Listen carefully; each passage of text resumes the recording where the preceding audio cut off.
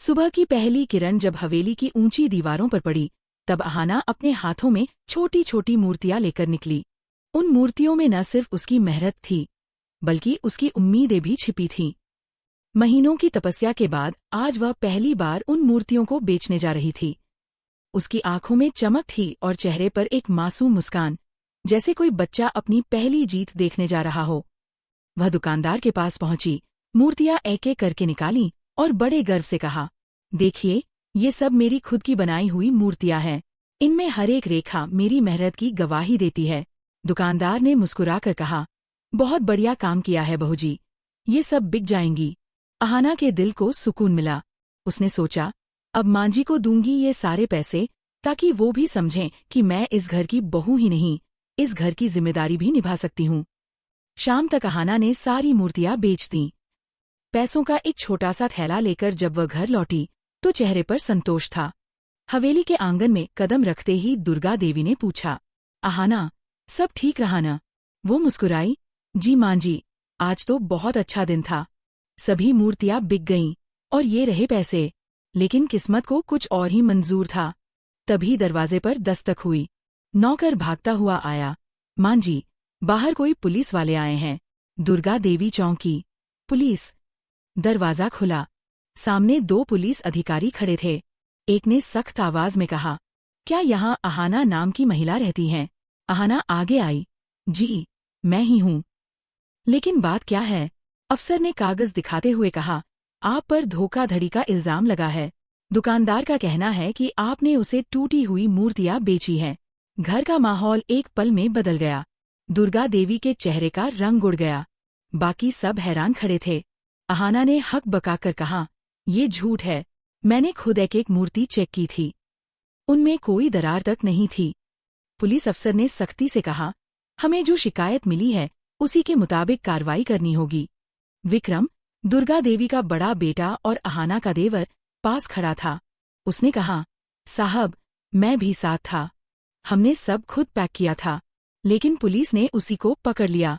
आप इस काम में शामिल हैं, इसलिए आपको थाने चलना होगा। पूरा घर सन्नाटे में डूब गया। दुर्गा देवी ने रोते हुए कहा, हे भगवान, ये कैसा अपमान है। अहाना ने पुलिस के सामने हाथ जोड़कर कहा, साहब, हमें बस 2 दिन दीजिए। अगर गलती हमारी निकली तो हम जुर्माना भर देंगे। पुलिस ने कुछ सोचकर कहा, ठीक है, लेकिन 2 दिन से ज्यादा नहीं। जब पुलिस चली गई तो घर में सन्नाटा छा गया। हर कोई अहाना को शक की नजर से देखने लगा। दुर्गा देवी बोली, मैंने तो कहा था, इस तरह के काम में मत पड़ो। अब देखो, इज्जत मिट्टी में मिल गई। अहाना की आंखों में आंसू थे, लेकिन भीतर ज्वाला जल रही थी। उसने मन में कहा, मूर्तियां टूटी नहीं हैं, किसी ने तोड़वाई हैं। मैं जानकर रहूंगी कि कौन है वो। वो देर रात तक जागती रही। उसके सामने मेज पर फैले थे रसीदें, ऑर्डर पेपर और पैकिंग के नंबर। उसने हर मूर्ति के पैकेट की लिस्ट निकाली। तभी उसकी नज़र एक खास सील पर गई। ये तो हमारी नहीं है। सुबह होते ही वह दुकान पहुंची। दुकानदार ने ताना मारा, इतनी जल्दी आ गईं? अब क्या कहेंगी? अहाना ने शांत आवाज में कहा, मैं सच देखने आई हूँ। मुझे पैकिंग खोलने दीजिए। वह झुककर हर मूर्ति को देखने लगी।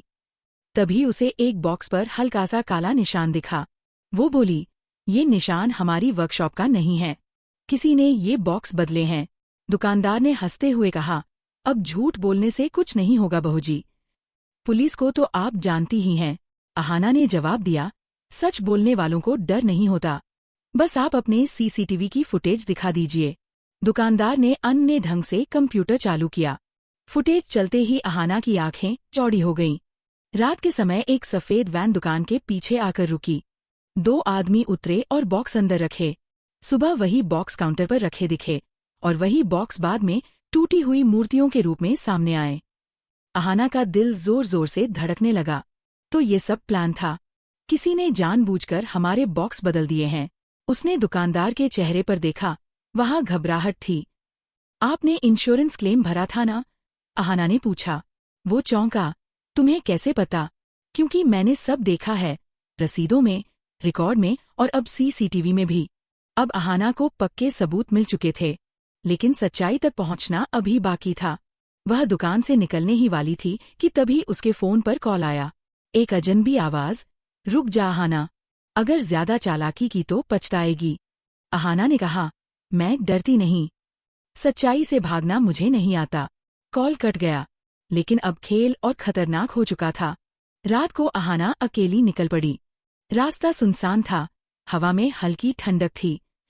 वो उस गोदाम के पास पहुंची जहां वह वैन अक्सर जाती थी।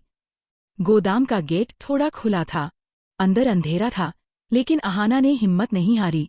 वो धीरे धीरे अंदर बढ़ी और एक टेबल पर रखे कागज देखे। उनमें से एक रसीद पर लिखा था, टूटी हुई मूर्तियां भेजी गई इंश्योरेंस क्लेम के लिए। वह समझ गई, यह पूरा खेल इंश्योरेंस फ्रॉड का है। लेकिन जैसे ही वह मुड़ी, किसी ने पीछे से उसका हाथ पकड़ लिया। गोदाम का दरवाजा बंद हो गया, अंधेरा घना हो गया। वो चिल्लाई, मुझे मत रोको, मैं सच्चाई साबित करके रहूंगी। बाहर कहीं दूर पुलिस सायरन की आवाज सुनाई दी। क्या पुलिस सही समय पर पहुंचेगी? क्या अहाना इस जाल से बाहर निकल पाएगी? क्या सच्चाई दुनिया के सामने आएगी? अगर आप भी मानते हैं कि सच की जीत हमेशा होती है, तो चैनल को सब्सक्राइब करें और वीडियो को लाइक करें, क्योंकि सच देर से सही लेकिन सामने जरूर आता है। गोदाम का दरवाजा बंद होते ही अंदर गहरी खामोशी छा गई। चारों तरफ सिर्फ लकड़ी की गंध, पुरानी बोरियों की सरसराहट और हवा की हल्की सिसकी सुनाई दे रही थी। अहाना ने खुद को छुड़ाने की कोशिश की, लेकिन किसी ने पीछे से उसका मुंह दबा दिया। उसकी आवाज बस हल्की करा बनकर रह गई। कुछ देर बाद वही आवाज आई जो फोन पर धमकी दे चुकी थी। बहुत चालाक बन रही थी तू, अहाना। अब देख, तेरी चालाकी का क्या अंजाम होता है। अहाना ने हिम्मत जुटाई और बोली, जिसे सच पर भरोसा हो उसे किसी डर से नहीं रोका जा सकता। वो आदमी हंसा, सच, ये दुनिया पैसे से चलती है बहूजी, ईमान से नहीं। अहाना की आंखों में आग थी। झूठ के पैरों में दम नहीं होता, आज नहीं तो कल सच्चाई सामने आएगी। तभी बाहर से पुलिस सायरन की आवाज तेज हुई। गोदाम के बाहर गाड़ियां रुकी। दरवाजा धड़ाम से खुला और इंस्पेक्टर अंदर दाखिल हुआ। रुको, किसी को भी हिलने की इजाजत नहीं। सभी लोग सन्न रह गए। दुकानदार के हाथ कांपने लगे। अहाना ने तुरंत कहा, साहब, ये लोग टूटी हुई मूर्तियों से इंश्योरेंस फ्रॉड कर रहे थे। मैंने खुद सबूत देखे हैं। इंस्पेक्टर ने टेबल पर रखे कागज उठाए, रसीदें देखीं और फिर बोला, तुम सही कह रही हो, इन सबका खेल खत्म हो गया है। दुकानदार गिड़गिड़ाने लगा, गलती हो गई साहब, बस लालच में आकर। इंस्पेक्टर ने उसे पकड़वा लिया। अहाना के चेहरे पर राहत की एक हल्की मुस्कान आई, लेकिन आंखों में अब भी चिंता थी। घर पर मांझी कितनी परेशान होंगी। विक्रम अब तक थाने में है,